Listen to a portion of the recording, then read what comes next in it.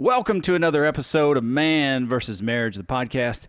I am your host, Quincy Moran, along with Coach Rita. Rita, say what's up. What's up? And Ashley producing things. Ashley just straight down like a gangsta producing things. Love it. I love it.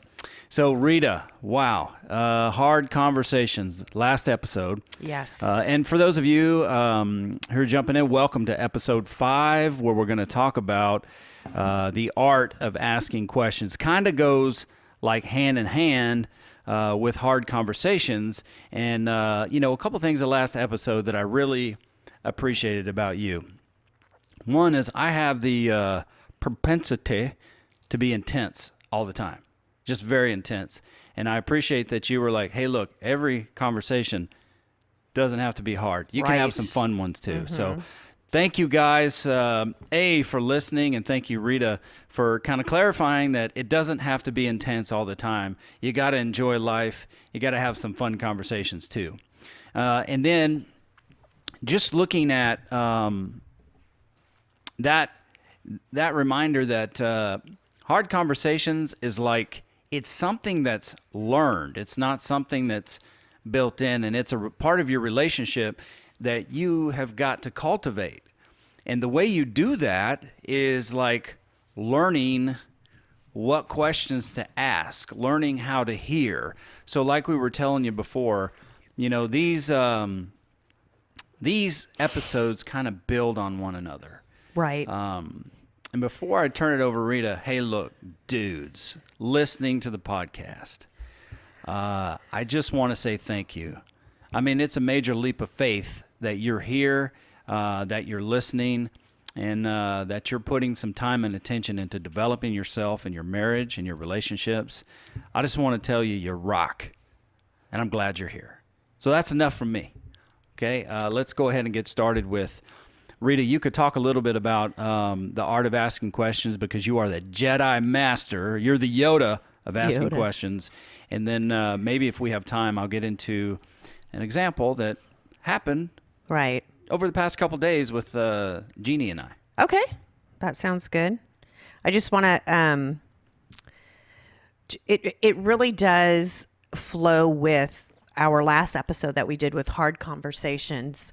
Like, not everybody wants to always have those hard conversations. You got to kind of mix it up a little bit and talk about your future, talk about the things that you're passionate about, that you could have a balance of things, not just always feeling like you're sitting down having those heavy conversations with your spouse. So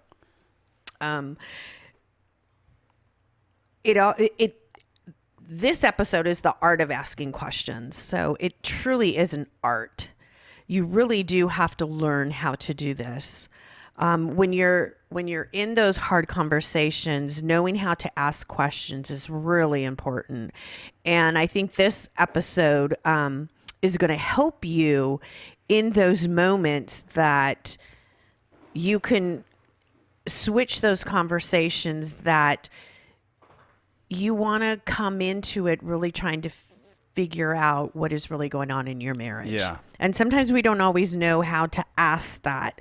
So I'm just going to give you some tips, some ways of how you go about doing that. In the hard conversations, it's that elephant in the room. How do I address that elephant in the room? It's been there for so long. And you have two people normally who are hurt, who, have maybe been offended with each other. So how is it that you could come into this conversation and leave all of that outside of the conversation? It's not always easy to do. So the art of asking questions is this. It's what they call an open-ended question. They are very helpful when you're having, like I said, the hard conversations. Open-ended are those questions that requires an answer more than just yes or no. Yes and no questions are close-ended. And I'll give you examples as we go. I just want to try to kind of put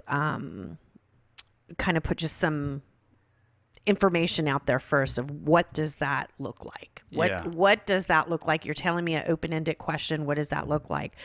It is the what, the why, the who, and the how, because those are opening someone up, that you're asking them, what makes you feel that way, instead of, are you mad at me?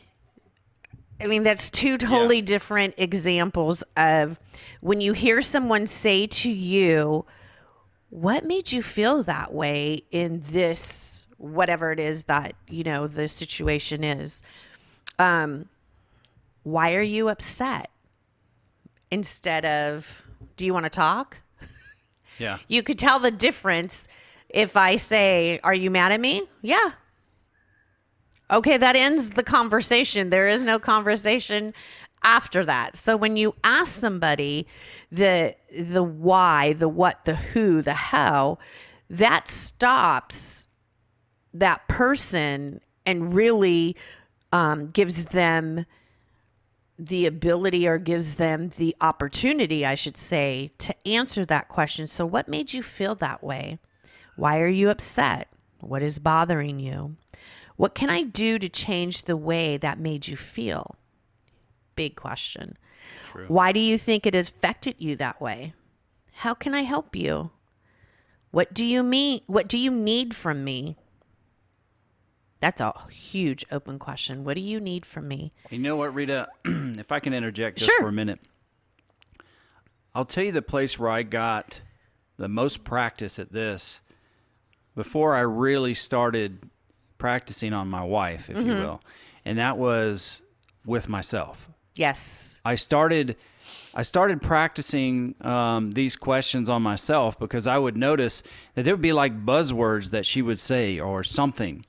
And I would automatically there would be like a go-to reaction from me, where I would feel like, well, I already know what you're going to answer here. So now I'm in a different mind frame. And that's where part of what would come in is when I'd start to get angry, it's like, okay, step back. You taught us this, step back.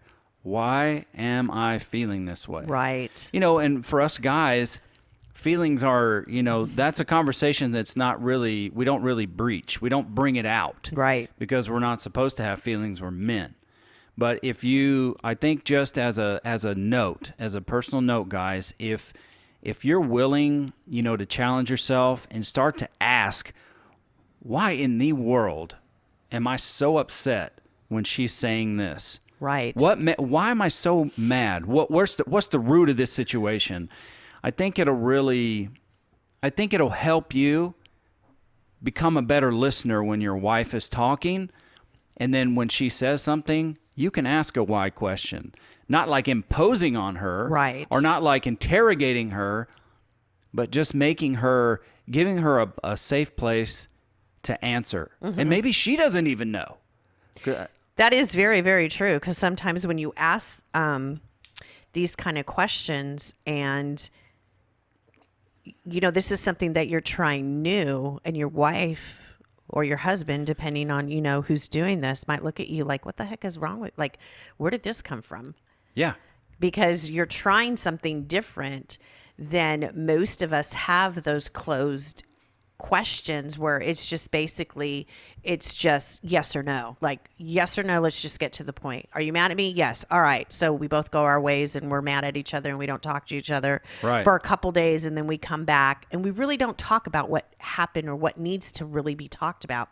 Just sweep it right under that carpet and let it get a little bit bigger. The best example I can give you that's just come to me in the moment about this, because it's a bridge that Jeannie and I had to cross. We had to build a bridge here, and that's when she'd make me really upset. And look, I'll be the first to admit, my timing has not been great in a lot of situations, because I'm the kind of person that the way I operate is when something comes up, I just want to hit it head on immediately. Right. But there's a time and a place for certain conversations, and I was not getting the time or the place right. I'll just tell you that. But the one thing that we had to build a bridge over was this: are you okay? And I would get offended. I would get so irritated when she would ask me that question. And Really? one time we were at the movies and we were talking about something made us upset. And she's like, "Are you okay?" And I looked at her with a death stare and I said, "I'll always be okay. You don't ever have to ask me that again." Yeah, isn't that terrible? Yes. Um, Because what are you hearing? yeah, I always hated it. It was my wife was reaching out to me to try to help me through something, Right. and I was like, "I don't need nobody's help. I don't need your pity. I'll do this on my own." But I didn't really sign up, for marriage to be doing things on my own. Mm-hmm. There are things you've got to work through, but when your partner's like, "Are you okay?" and you fire back with, obviously it was rooted in some kind of resentment I had towards her and thinking that she was my problem. Mm-hmm. When in reality, it was my problem and she was trying to help me through it. Right. So, that's just one example. I hope it pertains to what we're talking about. Well, instead of it's a good example because instead of saying, "Are you okay?" it's asking, "What's going on?" Huge difference. Maybe you as a listener can't hear that, but there is a huge difference between what's going on, because I'm opening myself up to you to ask you and to be vulnerable for you to come back and answer me with some, it's like thought provoking. Yes. It's not just, "Are you okay?" Okay, yes, I am okay, but, and then you're going to unload Yeah. why you're really not okay. And as far as the art of asking questions, a thing that kind of coincides with this or goes together well is the day that changed my life, where you taught me, it's like, guys, we just try to fix everything. Yes. We'll get on the phone, we'll hear 19 problems, and then we'll come up with 20 solutions so you have one as a backup. When your wife's not really saying, "I need you to fix everything," she just needs ears to listen, to know you care. Exactly. And your next question is, "How can I help?" And a lot of times, half of those problems go away with just, "How can I help?" And it's like, "Oh, I just needed you to listen to me." Exactly. And I'm like, wow, this is so much easier than trying to fix everything. Because she doesn't ever take my advice on fixing things anyway. What she does is hear from her friend or her mom give the same advice I did. And then it's like world changing. Oh, this is what I should do. Right. But when I began to ask, "How can I help?" She took some kind of mysterious comfort in that, just to know that I care. Right. So that's two Instead of you examples. saying, "Are you done?" Yeah. Well, here's this, do this, Right. do that. It's real easy. This gotta be good. And it's like the art of asking just those two questions: understanding the question that was being asked to me, Right. and then asking the appropriate question at the appropriate time for her. So sorry I had to hijack that part of it. No, but that's okay, because it's a great example, because it's something that my husband and I learned that, well, actually he learned, he will say, "Are you needing me to listen? Are you asking me for my opinion, my advice?" Because he wants to know where it is that I'm coming from. He doesn't want to assume. He doesn't want to put an expectation on it. Yeah. So we can communicate with each other, and he will stop me and say, "You just need me to listen, right?" "Yes, honey, that's all I need you to do." But we've created that in our relationship. Right. These are tools, like we've said before, that we are giving you to start working at. And there's something that I wanted to say. I'm going to go back a little bit because I just want to put it out there. You keep saying, practice it on yourself. don't go to your wife and unload all this stuff that you've learned. Like, this is what it is that you were saying. And I just want to put this out there that men, that you understand this. It takes 6 to 8 months for you to realize that you have changed. That's with consistency. That's with you working at it every day. That's with you like intentionally doing something for that change. So it takes 6 to 8 months for you personally to realize that you've changed and the change are implemented in your life. It takes 12 to maybe 15, 16 months for the other person to realize that you've changed.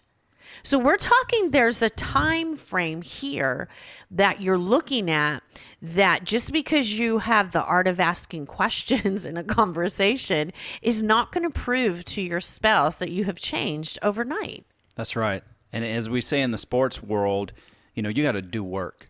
Yes. You got to have a game plan, and you've got to do work. Right. And it's like your retirement account, your investments, whatever it is, it takes the beginning, it takes the first investment and then consistently investing within that for the payoff you're looking for. Exactly. So you got to have the smarts on how to play the short game, but ultimately this is all about the long game.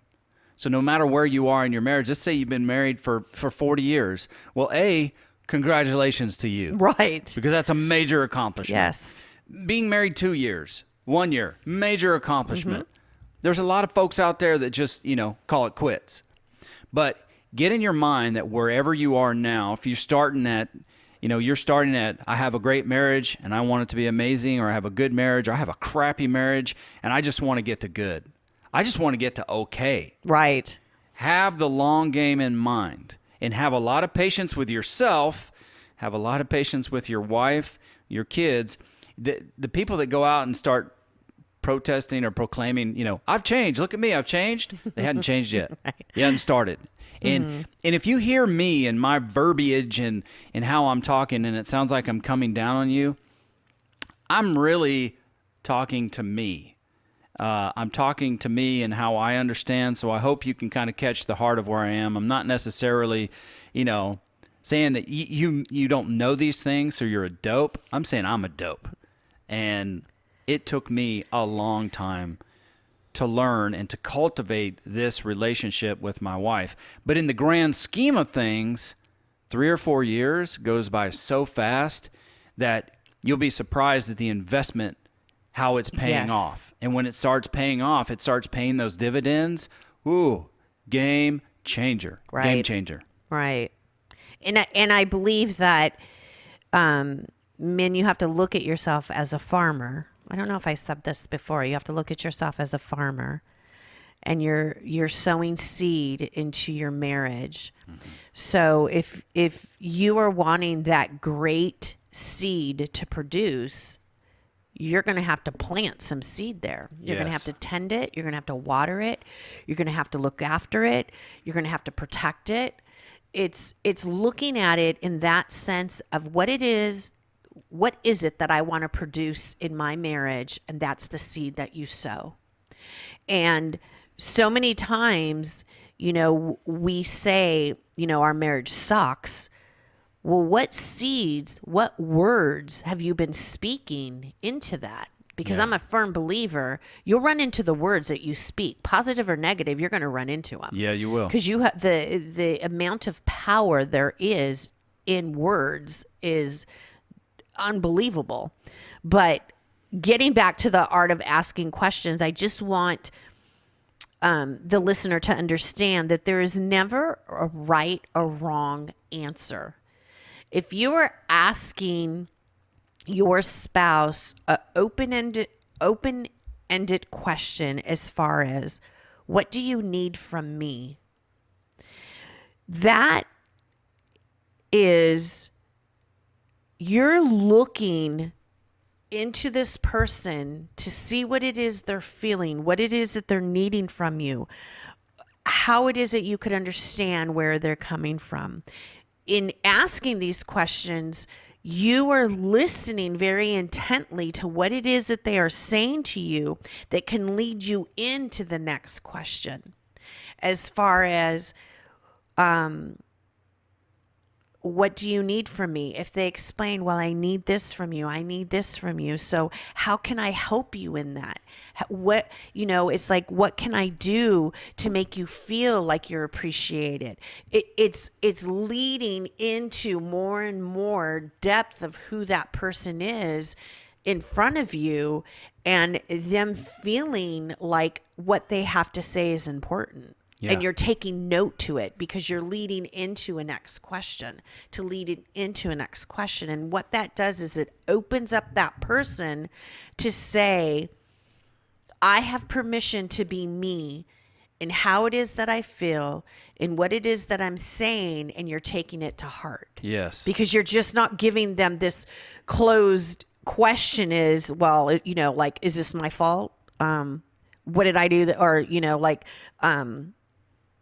Do I need to explain myself again? Do you need help? I mean, it's very, what's the word I'm looking for? It's just very closed. Like, you just answer that, like, just to like get rid of that person because you don't want to talk to them because of the way that they're talking to you. Does that make sense? Yeah, I think there's a difference in being curious and being an interrogator. Right. Because you want to get down to the bottom. Is this my fault, and what do I need to do to get myself out of trouble? Exactly. What did I do this time, and how do I get myself out of it? Right. And I think if you're able when you're able to flip that switch, that's just an area where your relationship can blossom. Right. I mean, if we walk all the way back to a couple episodes, 2-3 episodes here to Don't Take It Personal. One thing I failed to mention, but I'll mention now, is that it really opened me up. It took a load off my back, if you will. When I figured out it wasn't my job to tell my wife how she feels about something. And she's actually a living, breathing, responsible adult. And she may not know how she feels about something right now, but if I give her a safe place to talk, yes, she'll start to understand how she feels about something. And it's not my prerogative to say, well, this is how you feel about it, because she has to make those decisions for herself. right. And it's just the same when it comes to this here, and asking, you had the art of asking questions. If you listen and you try not to jump to any conclusions about what's coming out of her mouth, it'll make it a lot easier when you'll start to hear, you'll go, oh, okay, I start to understand. And like Rita said, it leads to the next question, And for me, like between Jeannie and I, me being such a sports guy, we were in a heated conversation at one point, and it's like, look, I'm smart and I'm sharp in a lot of things, but sometimes I don't catch a hint. I just don't catch it. So here's what I need from you, honey. Like, I'm vulnerable here. And that's a scary thing for a guy to be vulnerable. Right. I'm saying, look, just give me the playbook. That's all I need. I need the playbook. I will study the plays. I will run them. I will execute them to the best of my ability. If I Right. make a mistake, I'll acknowledge it. But give me the playbook so that I know you. I don't want to guess. Right. You tell me. How do you like it? How do you like it the most when I kiss you? Tell me. Because Right. that's what I'm going to give you. Exactly. I'm giving you the chocolate syrup every time because that's what you want. Right. I don't want you to have to fight through peanuts or cashews to get to the chocolate syrup. Let's start at chocolate syrup. Tell me what matters to you. Right. So See, it creates, No, go. It creates that atmosphere of trust. It creates the atmospheres that I truly care about what you're thinking and what you're feeling. It just opens up that arena that it takes your relationship to a whole different level as far as intimacy. I know most men think intimacy is just sex. There's a whole nother part of intimacy that could lead you into the sex. Right. But it's learning that. It's learning what it is that your wife needs from you. We're communicators. We are nurturers just by nature. That's who we are. So you have to understand that your wife isn't you and she doesn't think like you. Yes, thankfully. Right. these are just, real simple things that I just wanted to throw out there too. Like you never start off a conversation, or you never use, and this is funny because I'm saying you never, but you never use, I can't believe you think that way, or you always do that. You never start your conversation like you always, or you never. Those are just killers when it comes to conversations. Been there, done that. Yep. So, just looking at this episode, and, it's the art of asking questions, we could go on and on and on. And what I would like you just to do, and what I would like you to think about as far as homework, is come up with those questions that you would like to ask using an open-ended, question. Formulate the question first before you sit down and have a conversation with your spouse. Think this stuff through before you just start thinking like you know it, and you know what it is that you're going to do. Just like you said, Quincy, start asking yourself these questions, those open-ended questions, to see where you're at. Yeah, absolutely. And I think if you really want to take advantage of the situation here, with the information we've given you, is start to cultivate a small crop of questions, playing on the farmer's tag there. Yep. And then you can reach out to us, and, we can ask Coach Rita, I want to ask this question, but I don't understand how to make it an open-ended question so my wife is not frustrated with me or doesn't shut down. Right. So in doing that, there comes our contact information. How do you reach out to the Man vs. Marriage Podcast? Well, let's start out with email. We'll go with manvsmarriagepodcast@gmail.com. You can join our Facebook group, Man vs. Marriage Podcast, or you can hit us on Twitter at MVSM Podcast. So, as far as if it's like a really personal type question, which I know that there's questions burning on our mind all the time, guys. Let's keep those. Let's keep those in the Gmail, if that's okay. If it's super personal, that way we can kind of keep it between us until we are able to coach you through it, and then maybe we can use it as an example later. But that's manvsmarriagepodcast@gmail.com. And I just want to thank everybody again for listening, taking the time to better yourself, invest in your relationship. And thank you so much for being here, guys. And we look forward to talking to you in the next episode. Can I get a roll tide?